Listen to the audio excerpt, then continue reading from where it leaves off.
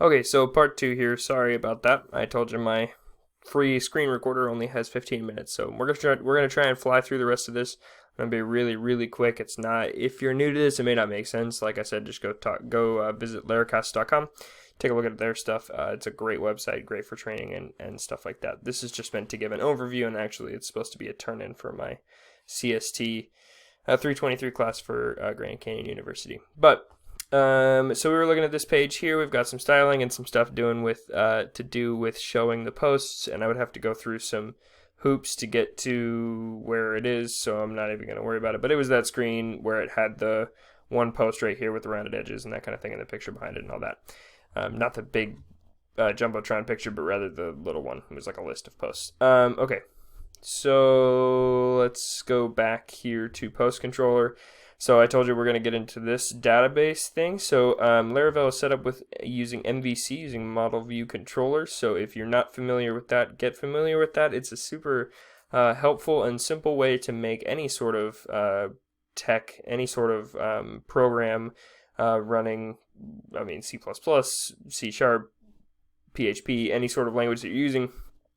Swift, the UI, the language used for programming iPhones actually uses solely MVC. You must use MVC for Swift if you want to make an iPhone app. So if you're not familiar with that, get familiar with it because it's really helpful. But let's take a look at this. So this is MVC, so Model View Controller. So we're in the controller now. We're going to go take a look at the model, which is Post. So we're going to go to App Controllers. Actually, I can get to it this way. So we'll go to Control P post.pb. It's an app/model, so I was almost there.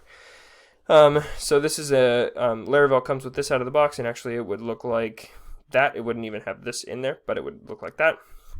So we've got a user belongs to, or a post, belongs to a user. A belongs to is a Laravel thing that allows you to relate two classes together, sort of like making a relational database. This is how you model it in code, and it actually returns the user that it belongs to. So this is really helpful because you can do things like when we were looking at that view all.blade. So if you go post.user.name, this is actually making a call to this function right here, and then it's returning a user, and that user is the user who created the post. So it's really helpful.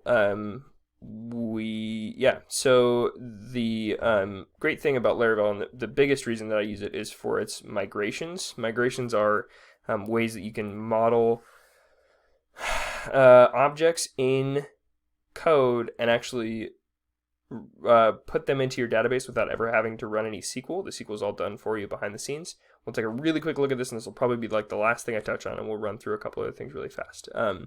So we're going to take a look at our create post controller post table.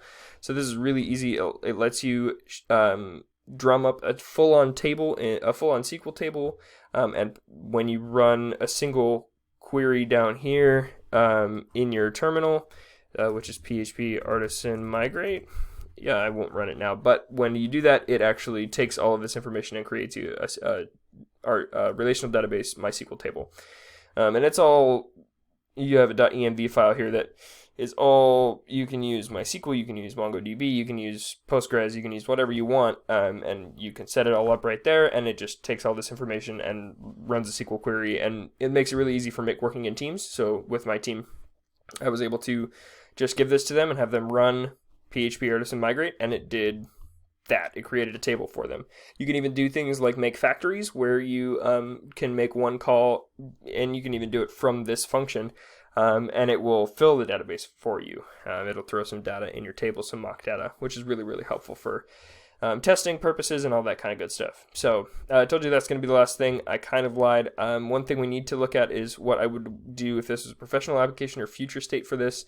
I already touched on a couple of things. I mean, it's not super, how do I say it, elegant. I don't really like having a bootstrap thing like this. I'm not a fan of it. I prefer to make my own, and I actually like them left aligned because I don't see that very often, and I'm working. It has been a challenge, but it's really a really fun challenge, so I'm working on making one right now that you can hover over and it slides out and everything. So that's really cool. I would add some of that functionality. I would do man, I would make the background all gray instead of stopping halfway down. This is just a div that's, such and such high. I think it's like 20 REM or 10 REM or something like that. If you're familiar with CSS, you'll know what that means. But I just did it background gray. I would do the whole thing. I would do a height 100% background gray, and maybe fix it so that you're only seeing the gray background. I would, oh geez. There is a free open source JavaScript, what do you call it? Library, called CK Editor, and it's actually a way that you can have a full-on text editor. It even has Google Docs things in it where you can edit it as a team, a whole bunch of stuff, and that's how I would do making a post, not this kind of silly text area input. I think that looks really shady. This is not the page. This is a login. I can't get to the add a post page without logging in, but that text area that I had right in the middle, I don't like that. I think it looks clunky. I think it looks weird. The CK editor makes it look really, really professional and really nice, and that's the way I would do it if I was doing a professional one. Mostly this was so that we could get stuff running. The class was actually supposed to run things on the cloud, so I just drummed up a really, really quick website. It took me like a week, and I was able to get this website fully up and running like it is right now, and have everything dialed in like this. Dialed in. I use that term loosely. It's not super great, but it works. And that's the power of Laravel. It lets you drum up stuff really, really quick because it takes care of most of the back-end processing for you. The routing and the even something as simple as the autoloader, which if you're familiar with vanilla PHP, you know that is a bear. It's terrible. It's really hard to do an autoloader. PHP comes with that in there, and you just download it off the internet, and it just works. So yeah, that's my website. That's my team's website. This is going to be... this is going to be probably where I stop with this one, but thanks for watching. Again, if you want any more information, go to laracast.com, and Professor, thank you for watching and for a great class, and I will see you guys later.